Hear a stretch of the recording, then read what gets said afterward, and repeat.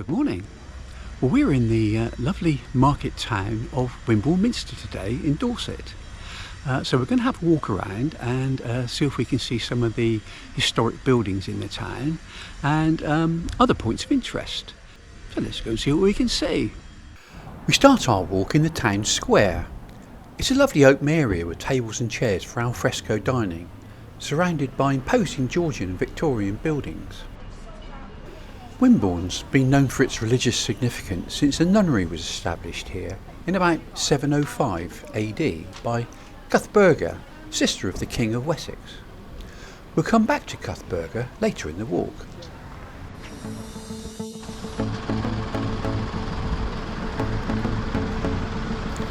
Before then, we'll leave the square and walk up the High Street.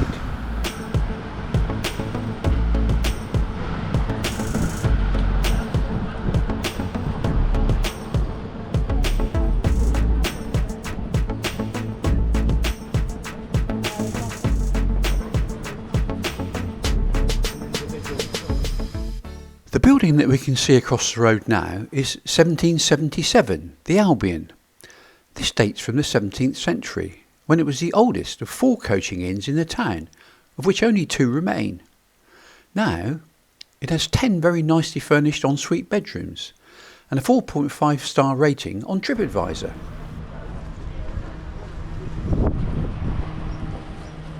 Just along the street, we see the Museum of East Dorset. This building used to be an ironmonger's business. In 1953, Hilda Coles inherited the business on the death of her father. In 1960, Hilda took the decision to close the shop and fulfil her father's long-held wish to turn the building, known as the Priest's House, into a museum. The museum opened in July 1962. Hilda ran the museum herself for 25 years with a team of volunteers and support from the local community. When Hilda died in 1987, the house and garden were left to the governors of Wimborne Minster, a local charitable trust. The museum became the Museum of East Dorset in 2020, and today it houses about 35,000 exhibits, a wealth of social and local history materials dating from the 1700s right through to the 2000s. As we turn off of the High Street, we can see the imposing view of St Cuthburga's Church.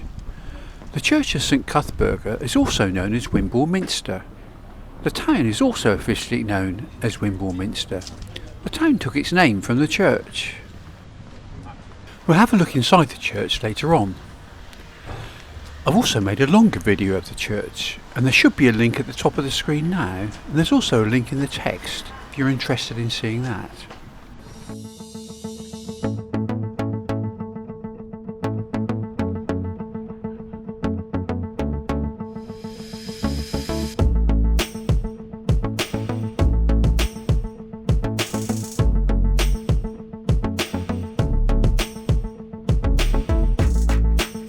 We're back in the town square now, and we'll continue walking straight across and up West Borough.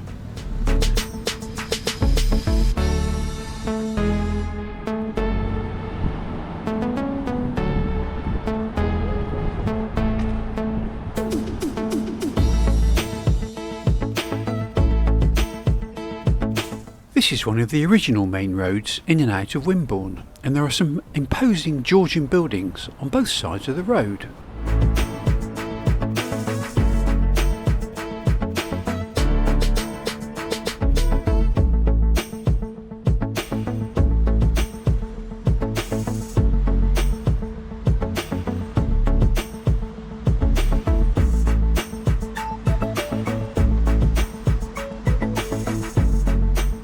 Far along the road, we can see a theatre on the other side.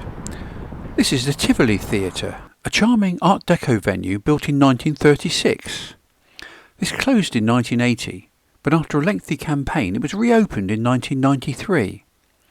Today, it's run by dedicated volunteers, and it maintains the tradition of showing films and live shows.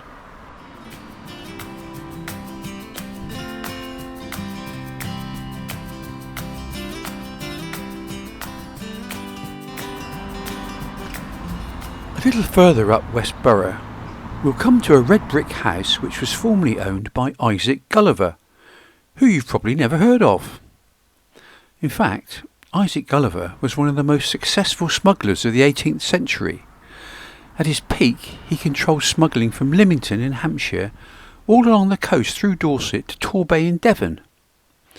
At this time, England had been at war with France, and taxes on luxury goods were very high.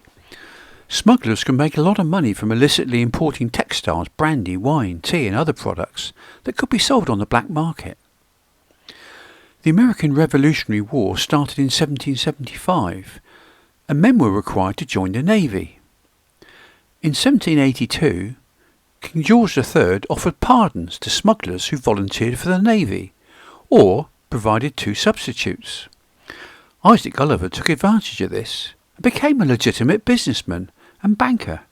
He died a very wealthy man in 1822. We'll jump back to the town square now and walk up towards St Cuthburga's church, or Wimborne Minster as it's more commonly known. In 705 AD, Cuthburga, sister of the King of Wessex, founded a nunnery where the church now stands. This grew into a huge influential monastery for both monks and nuns. In 1013 the monastery was savaged in a Danish raid and the nunnery was destroyed. The main church, however, survived. It was later rebuilt by the Normans with later additions through the centuries. We'll have a look inside to see some of the main treasures, but as I said earlier, there's a more in-depth walk around the church in a separate video, with a link in the text below.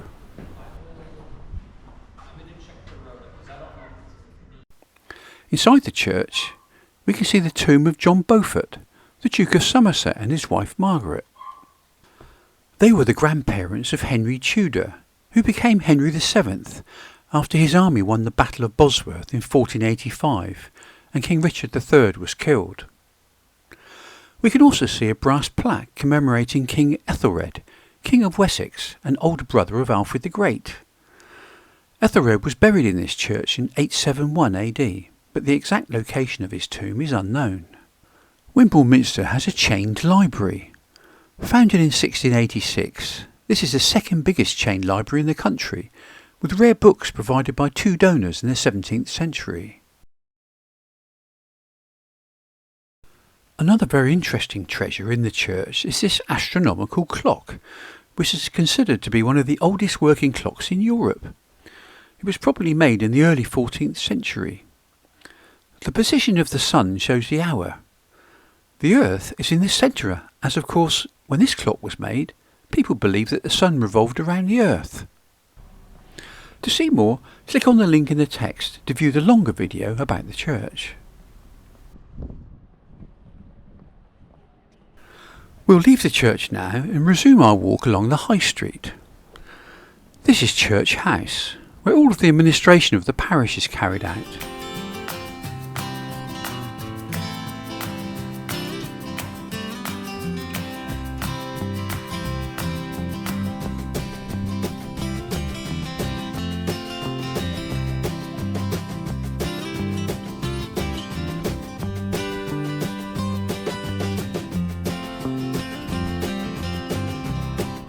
Just around the corner, we arrive at the end of the High Street.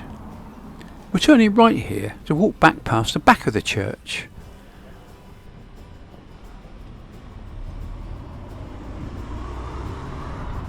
Before we arrive at the church, we'll pass the Methodist church on the other side of the road, a much more modern building which was opened in 1967.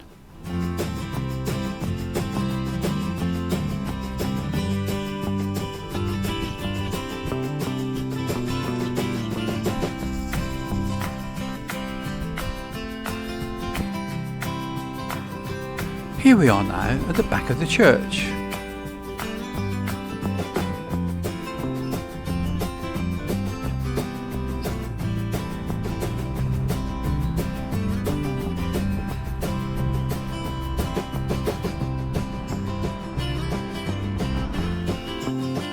Here's another view of the church.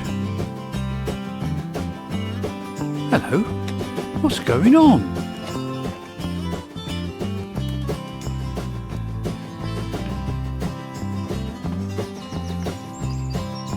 As I'm sure you've guessed, Wimborne has a model town, which is quite close to the church.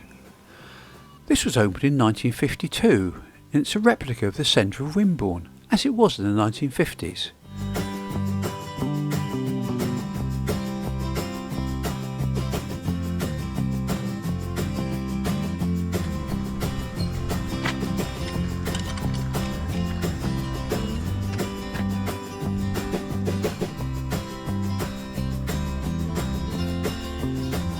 Walking through the model town is a step back in time.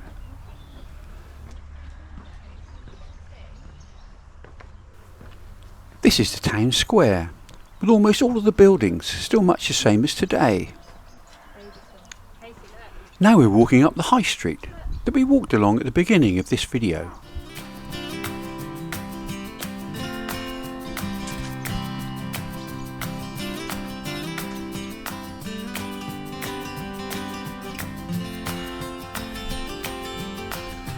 Some of the names of the businesses have now been forgotten, but a lot of people will still remember many of the names above the shops.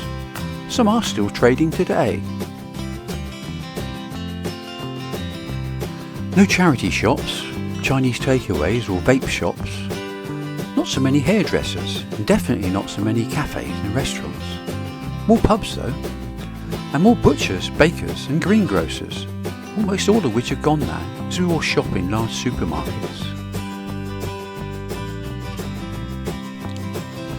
There's a model of the model town here too.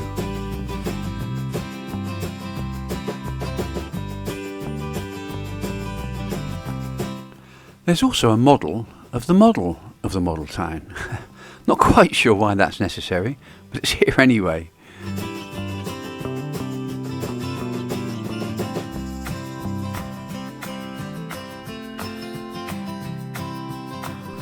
We'll leave the model town now and make our way back towards the town square.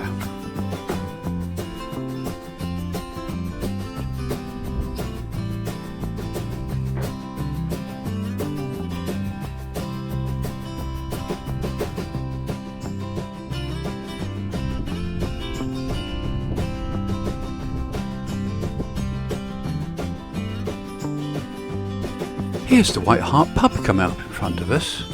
You might recognise it from the model town. It's rumoured that there's a tunnel from the church to the White Hart. I'd love to believe that's true, but I have my doubts.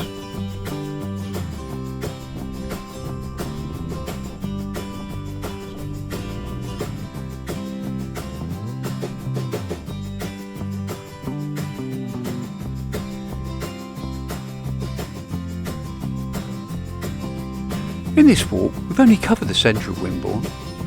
There's more to see in other parts of the town, as well as the two rivers that run past the town, the River Allen and the beautiful River Stour.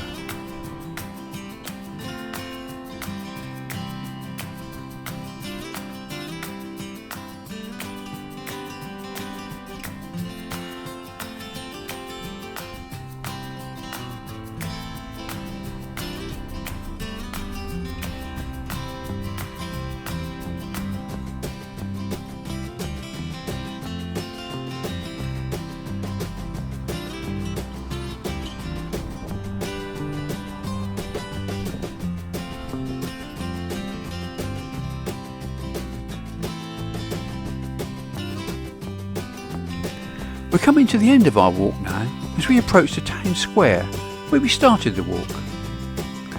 I hope you found this walk around Wimborne interesting and that it inspires you to visit the town for yourself. Or if you live in this beautiful part in the world, that you think about the history that's unfolding here over the centuries next time you're walking along these streets. Thanks for watching. If you've enjoyed the video, please leave a comment and consider subscribing to the channel to see more videos from the Country Traveller.